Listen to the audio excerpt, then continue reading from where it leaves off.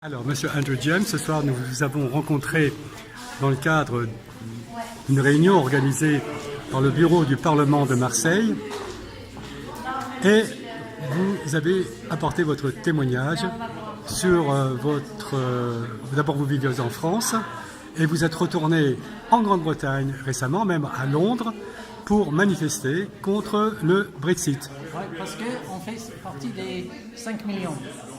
Les 5 millions, ça veut dire les Français qui habitent, ou les Européens qui habitent en Grande-Bretagne et les Britanniques qui habitent en Europe. Et moi-même, je n'avais pas le droit de voter dans le premier référendum. Étrange que ça peut vous apparaître, mais nous, on n'avait pas le droit de voter et nous sommes paradoxalement les plus concernés. J'ai 3 filles, dont 2 ont réussi à obtenir la nationalité française, une a été refusée. Et moi-même et ma femme, on est devenus français cette année. On est devenus français, on n'avait pas besoin avant, on se sentait bien européen. Mais maintenant, avec tout ce qui s'est passé avec le vote sur le Brexit, la seule chose que j'espère pour la France, c'est que vous avez bien appris de nos erreurs anglaises pour ne pas faire le Brexit à vous-même. Voilà. D'accord. Et vous pensez qu'il y a une chance, après cette marche, que nos concitoyens, parce que vous êtes toujours nos concitoyens, européens, hein, quoi qu'il advienne, peut-être arriveront à retourner l'histoire dans le bon sens? C'est mon espoir. Je crois que de toute façon, il n'y a même pas Mr Bean qui aurait pu gérer plus mal les négociations sur Brexit. Mais c'est très difficile. Maintenant, les Anglais sont un pays relativement fier et ils ont voté. Et est-ce qu'ils vont avoir le courage de se remettre en question quand ils se rendent compte que Airbus va revenir en Europe? Nissan, c'est une entreprise française à la limite. Est-ce qu'avec tous les problèmes de juste à temps qui vont être faits avec la World Trade Organization barrière pour les frontières, est-ce qu'ils vont continuer à fabriquer les voitures en Angleterre? Toyota également, ils fabriquent très bien les voitures en France, mais ils fabriquent aussi en Angleterre. Et puis peut-être c'est le moment de dire voilà, si ça va plus, ça va plus. Et l'industrie de la voiture anglaise est en fait dans les mains des Allemands, des Indiens, des Chinois, des Japonais et aussi PSA qui a acheté Opel avec Vauxhall, qui a des grandes usines aussi. Bon, il n'y a pas que l'industrie automobile, mais c'est un bon exemple. Et là, hier, j'ai vu M. Dyson, qui est la personne qui personnifie le Brexit. Il vote pour le Brexit. Il a quand même dit que pour sa voiture électrique, il va ouvrir une usine à Singapour et non pas en Angleterre. Parce qu'il ne trouve pas la main-d'œuvre. Il ne trouve pas la main-d'œuvre peut-être parce que on est devenu un pays un peu plus intolérant, un peu moins ouvert. Et les Français, les Européens, ils peuvent choisir où ils veulent vivre et est-ce qu'ils veulent vivre dans un tel ambiance. Moi, pour ma part, je ne veux pas. D'accord. Mais alors, justement, question frontière. Pour l'Irlande, on parle de l'Irlande comme une poudrière qui pourrait... on pense aussi que le Brexit pourrait remettre en cause l'unité du Royaume-Uni.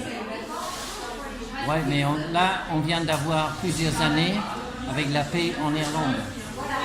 Et je crois que les Irlandais du Nord ou du Sud vont quand même peser les pour et les contre de revenir à du IRA, à des troubles, à du terrorisme, à des morts quotidiens par rapport à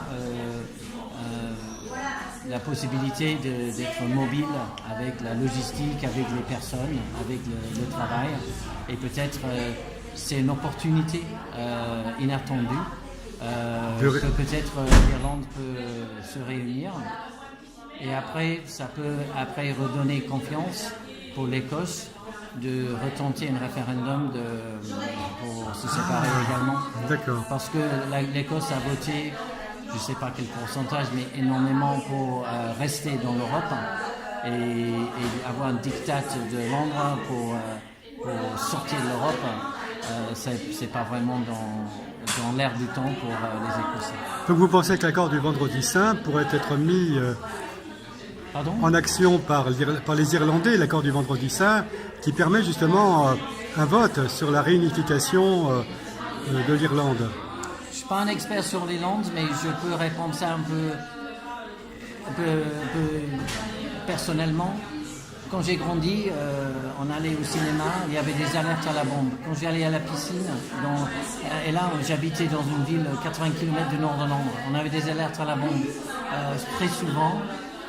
Et même sur l'Angleterre.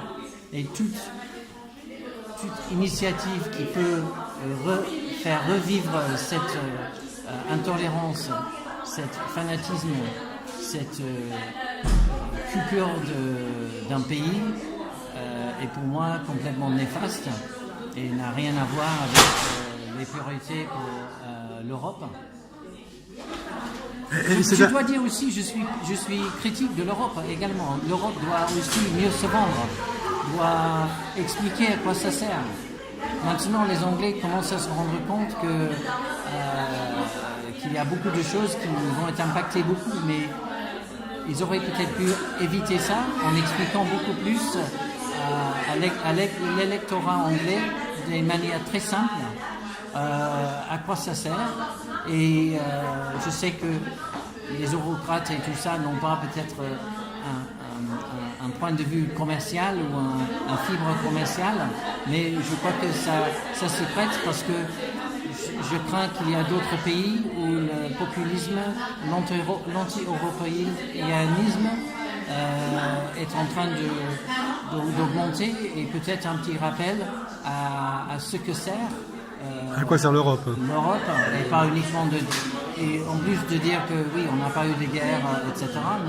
Mais vraiment concrètement, je crois que ça aiderait les gens à avoir une meilleure opinion, mais aussi d'admettre que ça doit être réformé également. Andrew, thank you very much. Merci, thanks very much.